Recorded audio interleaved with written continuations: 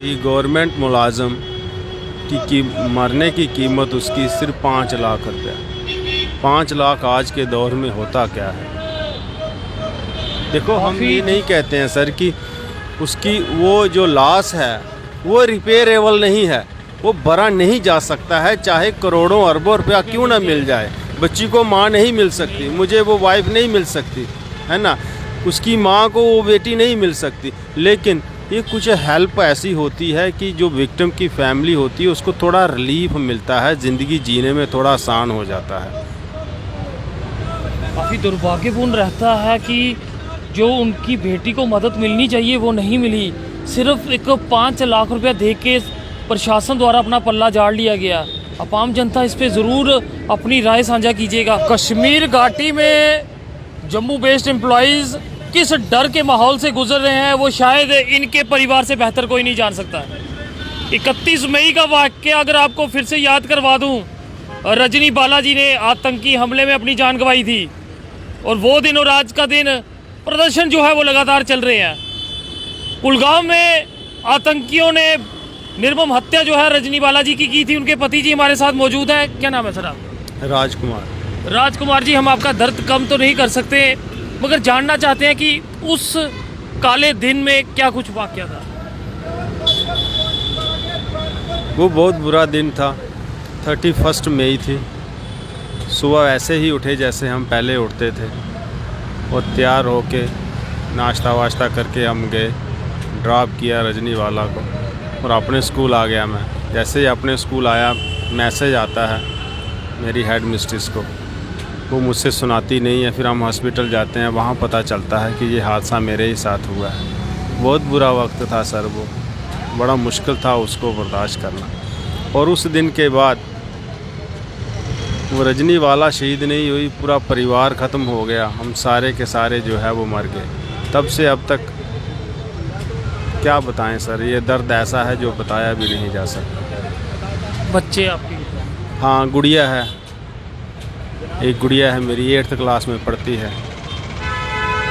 हर बार वो अपनी माँ को ढूंढती होगी, मगर प्रशासन की कानों तक जू नहीं देंगे। वही तो मैं सोचता हूँ कि इतना करोड़ भी कोई हो सकता है, इतना करोड़ कैसे कोई हो सकता है कि एक उसकी रजनी वाला की बेटी जो पीछे रह गई है उसके बारे में ख्याल ना जाता हो। बस इतनी ही मांग की थी हमने कि रजनी वाला को तो आप बचा नहीं सके, आपकी इंटेलिजेंसी फेल हो गई, आपकी एडमिनिस्ट्रेशन फेल हो गई, सब फेल हो गया आपने, और एक टीचर को मरवा दिया, एक बच्ची की माँ को आपने छीन लिया। तो कम से कम उसकी जो सैलरी है वो कंटिन्यू रखी जाए बच्ची के नाम, ताकि जो ख्वाब उसकी माँ ने देखे थे उसको पालने में, पोसने में, उसको बड़ा करने में, पढ़ाने लिखाने में, वो कहीं रह ना जाए पीछे।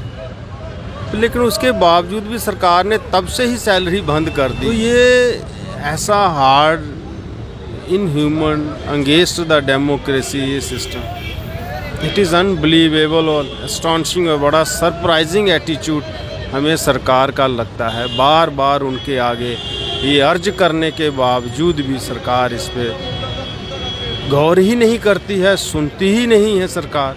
तो जो मुआवजा आपको दिया गया था वो कितना था? 5 लाख रुपये। गवर्नमेंट मुलाजम की मरने की कीमत उसकी सिर्फ 5 लाख रुपया। 5 लाख आज के दौर में होता क्या है? देखो, हम ये नहीं कहते हैं सर कि उसकी वो जो लॉस है वो रिपेयरेबल नहीं है, वो भरा नहीं जा सकता है, चाहे करोड़ों अरबों रुपया क्यों ना मिल जाए।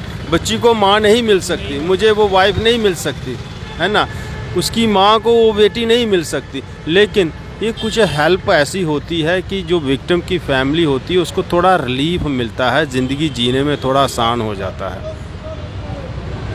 काफ़ी दुर्भाग्यपूर्ण रहता है कि जो उनकी बेटी को मदद मिलनी चाहिए वो नहीं मिली। सिर्फ एक 5 लाख रुपया दे के प्रशासन द्वारा अपना पल्ला झाड़ लिया गया। अब आम जनता इस पे ज़रूर अपनी राय साझा कीजिएगा।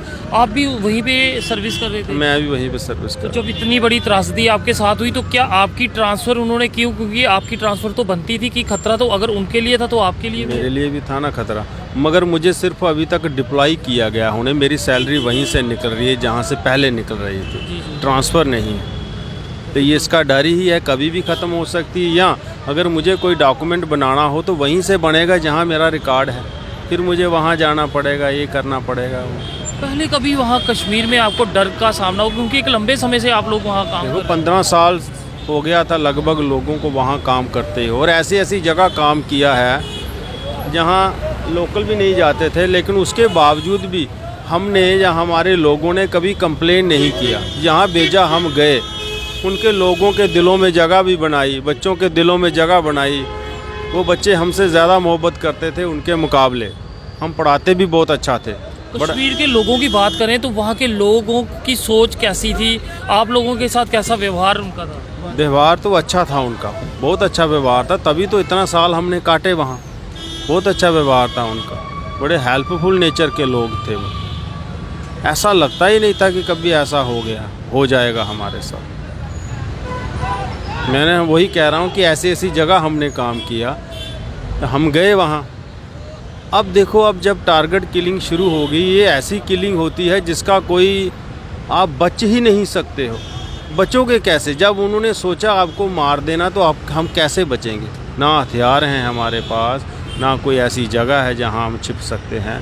हमें तो मरना ही मरना उनके बीच में रह के, है ना? ये जिस दिन हादसा हुआ तो इससे पहले कोई थ्रेट लेटर या कोई डर या कुछ लगा था कि कोई आपको फॉलो कर रहा है? नहीं, कोई नहीं था, कोई थ्रेट वगैरह कुछ नहीं आया हमें, लेकिन ख़तरा तो बन गया था टारगेट किलिंग से, क्योंकि आस पड़ोस में किलिंग हुई थी, जिसकी वजह से हम एडमिनिस्ट्रेशन को ये लगातार रिक्वेस्ट करते रहे कि हमें सेफ़ जगह पर ट्रांसफ़र किया जाए। सेफ़ जगह पे रजनीवाला ने एप्लीकेशनें दी, सीओ साहब से मिले, ट्रांसफ़र नहीं तो डिप्लॉय। पहले ही इस हादसे से पहले आप वहाँ पे एप्लीकेशनें दे चुके थे? हाँ, 3-4-5 बार।